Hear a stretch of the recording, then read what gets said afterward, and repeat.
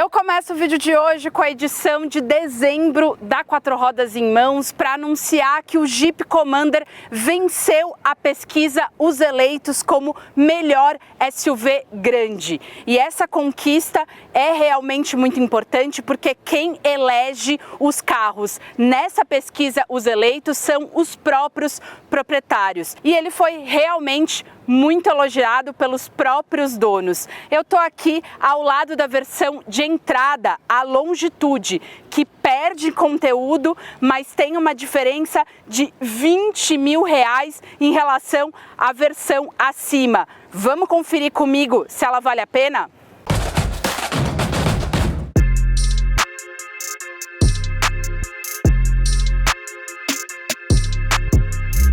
Mas antes de eu te contar tudo sobre SUV, que pode levar até 7 pessoas, eu vou pedir para você se inscrever no nosso canal, ativar o sininho das notificações, assim você não perde nada do que a QR faz por aqui. E para conferir todo o nosso conteúdo, basta escanear o QR Code que está aparecendo aqui ao lado.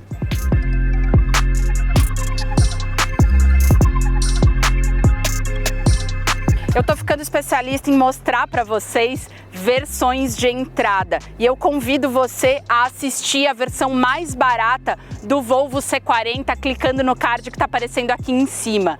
O Commander foi lançado em agosto de 2021 em apenas 2 versões, Limited e Overland, com 2 motores, 2.0 multijet a diesel e o conhecido 1.3 turbo, que rende até 185 cavalos e equipa tantos outros modelos da Stellantis.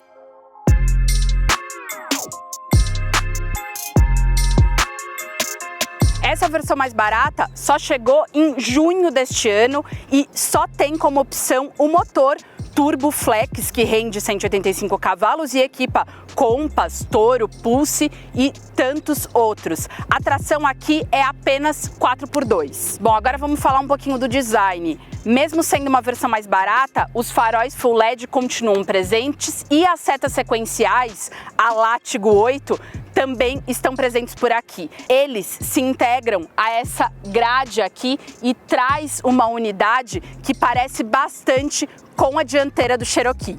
Destaque para essas barras prateadas que envolvem os faróis e querem imitar o aço escovado, que também se repetem aqui no para-choque, tanto aqui embaixo quanto em cima, e elas interligam os DRLs que são em LED, mas eles não substituem os faróis de neblina, que estão logo aqui embaixo.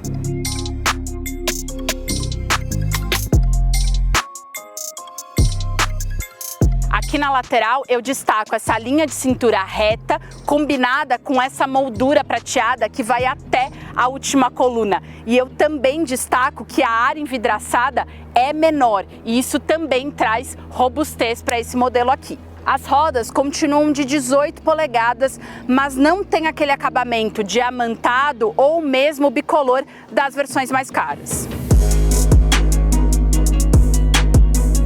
A plataforma batizada de Small Wide, que é a mesma de Compass e Toro, foi, é claro, remodelada aqui para o Commander e as bitolas, tanto dianteira quanto traseiras, foram alargadas em 4 centímetros. Isso faz com que ele seja quase 4 centímetros mais largo do que o Compass, totalizando 1,82 de largura. Isso porque o Commander é um pouco mais de 4 centímetros mais alto que o irmão menor e mais de 34 centímetros mais comprido do que o Compass, totalizando 4,77 metros de comprimento total. O entre-eixos do Commander é 16 centímetros maior do que do Compass, chegando a incríveis 2,79 metros, que eu vou te mostrar daqui a pouco, que se refletem no espaço lá dentro. E esse ganho em comprimento foi parar grande parte aqui no balanço traseiro para permitir a instalação de uma terceira fileira de bancos e não perder tanto em porta-malas.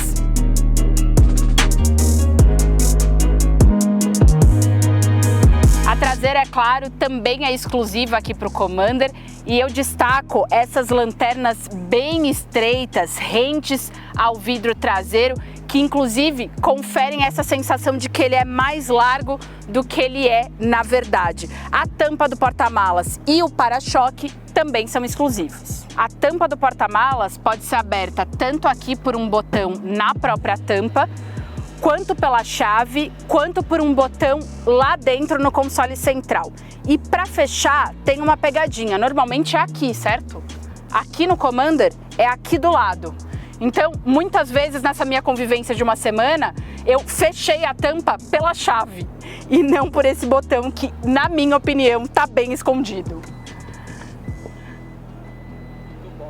Agora eu vou abrir de novo para mostrar para vocês a capacidade do porta-malas, que é com os 5 bancos montados aqui, 5 pessoas, de 661 litros, um ótimo tamanho, e com aquela segunda fileira rebatida, ele chega a 1.760 litros, é muita coisa. Agora eu vou montar para vocês os 2 bancos extras, primeiro para mostrar a facilidade da montagem.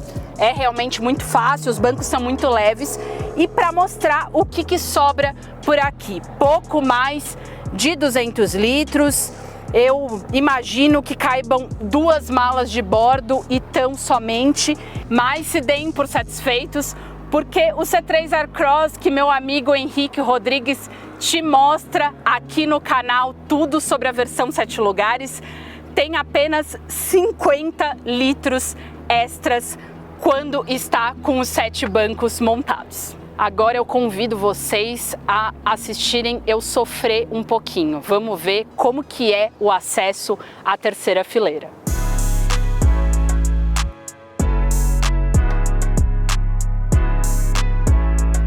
Promessa é dívida, e agora eu vou mostrar para vocês como que eu faço para acessar a terceira fileira. É apenas por essa alavanca aqui que eu já consigo movimentar o trilho, e o máximo que eu tenho é isso aqui. Então eu preciso exercitar um pouco do meu alongamento e pronto. Sentei, dá um pouquinho de cãibra, tô brincando, mas é isso aqui. Bom, como vocês podem ver, é extremamente desconfortável para um adulto sentar aqui. Eu tenho 1,74 m, não sou uma mulher pequena, mas tenho uma estatura média de um adulto brasileiro. Bom, são 14 centímetros de trilho aqui na segunda fileira. Então eu posso negociar com quem está aqui na frente para ir um pouquinho para frente ou mesmo um pouquinho para trás se for criança. O que acontece é que a gente ajustou esse banco aqui para um adulto sentar, é o mínimo. E é muito apertado. Então se eu for com mais uma pessoa aqui, eu não aguento uma viagem de nem 1 hora. É realmente desconfortável demais, principalmente por conta desse ângulo, né? Então, olha o ângulo do meu quadril até o meu joelho. Isso que é o mais desconfortável por aqui, por isso que esses 2 assentos são considerados assentos infantis. Fazendo as honras aqui às nossas medições internas, aqui na terceira fileira são 73 centímetros para a perna. Para você ter uma ideia, acima de 90 centímetros é um espaço ok, tá? Para um segmento de SUVs médios, por exemplo. Agora, para a cabeça, o espaço são 90 centímetros. E aí realmente é um espaço considerável, tanto que eu sou alta e eu nem chego perto de bater aqui atrás. Ou seja, uma pessoa de 1,80 m vai conseguir se encaixar bem em altura aqui, mas para a perna vai ser complicado. Eu também destaco aqui esse porta-copos e também uma entrada USB convencional, mas apenas desse lado aqui. Existem essas comodidades aqui. Agora, quem viajar aqui provavelmente vai reclamar de calor. Isso porque não tem nenhuma saída de ar e muito menos aquelas soluções de Trailblazer, por exemplo, que era aquele ventilador de teto que ficava aqui no teto. Muito pelo contrário, a gente só tem uma saída de ar para a segunda fileira e aí as tradicionais saídas de ar lá na primeira fileira, e não dá conta do ambiente todo, e quem tiver aqui vai sofrer.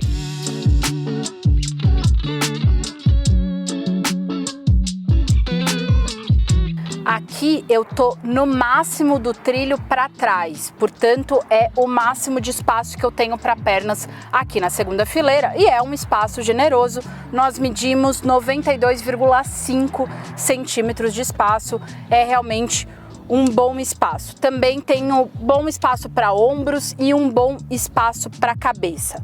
E tem uma outra vantagem de quem viaja aqui na segunda fileira. Eu posso reclinar o encosto e isso faz com que as viagens fiquem mais confortáveis. Inclusive, vale comentar que no quesito espaço interno, o Commander teve uma ótima nota nos eleitos e foi um dos pontos mais elogiados. Eu imagino que quem votou não deve andar muito na terceira fileira e sim mais aqui na segunda e na primeira. Bom, eu falei da ausência de saídas de ar lá na terceira fileira, mas aqui elas existem e inclusive eu posso controlar a ventilação, mas a temperatura só lá na frente. Aqui eu também tenho uma entrada USB normal e uma USB-C e também uma tomada 12 volts. Vale também comentar que o túnel central não é tão elevado, mas esse console avança um pouquinho e faz com que quem sente aqui no meio não viaje tão confortável, além do fato de que o encosto aqui é meio durinho por conta desse porta-copos.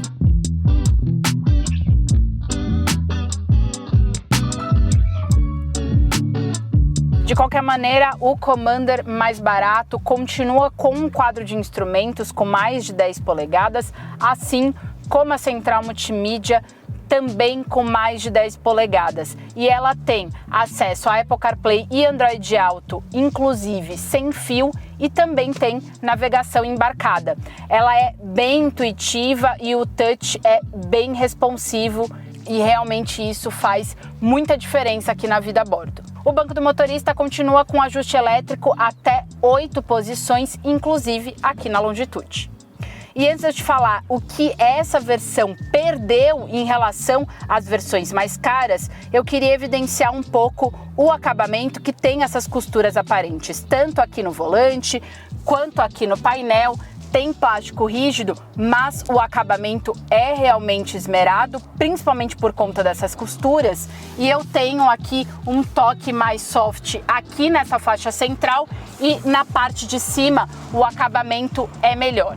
Só para te dar uma informação em relação à ergonomia, o banco tem ajuste elétrico, mas o volante é apenas manual, mas tem ajuste de altura e profundidade e isso faz muita diferença para que pessoas de estaturas diferentes se encaixem muito bem por aqui. A Longitude perdeu as tecnologias semi-autônomas, que são piloto automático adaptativo, assistente de mudança de faixa e também um item de segurança passiva, que é o airbag para o joelho do motorista. Portanto, as outras versões têm 7 airbags e essa aqui tem apenas 6. Ele também não tem frenagem autônoma de emergência e nem alerta de colisão e muito menos a leitura de placa. Também me fez falta aqui um carregador por indução que tem um nicho perfeito para isso, mas você coloca o celular aqui e não carrega nada. Agora vamos dirigir que eu vou te mostrar como que se comporta esse SUV grande aqui e se ele tem uma direção próxima da do Compass.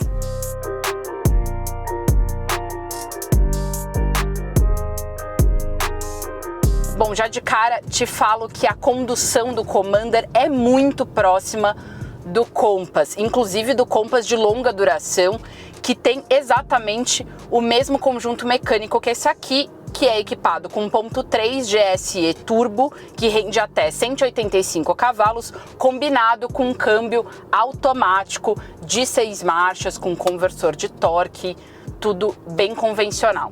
E quando eu te falo que a condução é muito próxima, é que aqui no volante você não percebe que você está dirigindo um carro tão grande quanto o Commander. Então aquele puxadinho traseiro, aquele balanço traseiro que eu te mostrei lá fora, não é percebido aqui. Isso é por conta de 3 elementos. Primeiro, o entre-eixos maior, também as bitolas que foram alargadas e principalmente pelo acerto de suspensão que é exclusivo aqui para o Commander, e eu vou te falar um pouquinho mais sobre esse conjunto de suspensão daqui a pouco, mas antes eu vou te falar um pouco do desempenho em pista do Commander. O 0 a 100 foi cumprido em 10,4 segundos, enquanto o irmão menor, o Compass, com exatamente esse mesmo conjunto, fez em 10,3. Portanto, praticamente o mesmo resultado. Isso é incrível tendo em vista que o Commander é relativamente mais pesado, é claro. As retomadas também foram bem próximas. Isso se deve às alterações do mapa do motor aqui no Commander, que teve realmente um esforço da engenharia da Jeep para que você não percebesse uma letargia nas saídas. E realmente não é isso que a gente sente por aqui. As saídas são vigorosas, assim, a gente não sente um carro pesado ao sair, muito pelo contrário. Exatamente por isso que ele se assemelha tanto com o Compass. Quando eu ativo o modo esporte aqui num botão no console central, inclusive até aparece uma apresentação aqui para mim no quadro de instrumentos, eu percebo que essa agilidade fica ainda mais evidente. Então as trocas, elas são realizadas mais cedo e me dá mesmo um pouco dessa sensação de esportividade, mas é lógico que o consumo vai aumentar nesse modo de condução. E se eu te falar que os números de consumo são muito próximos do Compass? É isso mesmo sendo um modelo mais pesado, ele fez nas nossas medições 9,2 na cidade e 13,3 na estrada, enquanto o irmão menor fez 9,3 na cidade e 13 na estrada. Agora, se a gente for comparar o consumo do Commander com o principal rival, o Tiggo 8, com a mecânica híbrida, aí ele perde de lavada. O Caoa Chery faz 15,5 na cidade e 13,6 na estrada. Vale falar também sobre o comportamento da suspensão, que é independente McPherson tanto na frente quanto atrás e filtra muito bem as imperfeições do piso e, na minha opinião, tem inclusive um rodar mais suave que o do Compass. A primeira fase de compressão dos amortecedores realmente filtra muito bem qualquer imperfeição do piso. Eu não tive a oportunidade de entrar numa estrada off-road com o Commander nesse tempo de convivência, mas é notável que os ângulos de entrada e saída são bons e eu consigo vencer os obstáculos urbanos com bastante facilidade. Aqui o puxão de orelha é pelo fato de que ele tem um entre-eixos muito longo, isso faz com que ele tenha uma facilidade maior de raspar, tanto em rampas quanto em valetas. E para terminar, vale comentar sobre o casamento motor e câmbio, que realmente é muito harmonioso, praticamente você não sente as trocas por aqui. O barulho do motor invade um pouco a cabine, mas não é algo que incomoda muito. E também gostaria de salientar que nas curvas ele se defende muito bem e tanto o comportamento da suspensão quanto a própria carroceria trazem muita segurança. E aí eu queria comentar só mais uma coisa que me incomodou na convivência com o Commander, que é esse sistema de estacionamento que, se ele estiver ligado, ele apita para qualquer coisa que chega perto do carro. Isso realmente assusta no momento em que você está, por exemplo, num trânsito lento em São Paulo, e isso acontece muito. Então, muitas vezes eu tenho que desligar esse controle para que eu tenha uma convivência melhor com o Commander. Mas é lógico que todos esses sensores são muito bem-vindos na hora de estacionar e tão somente.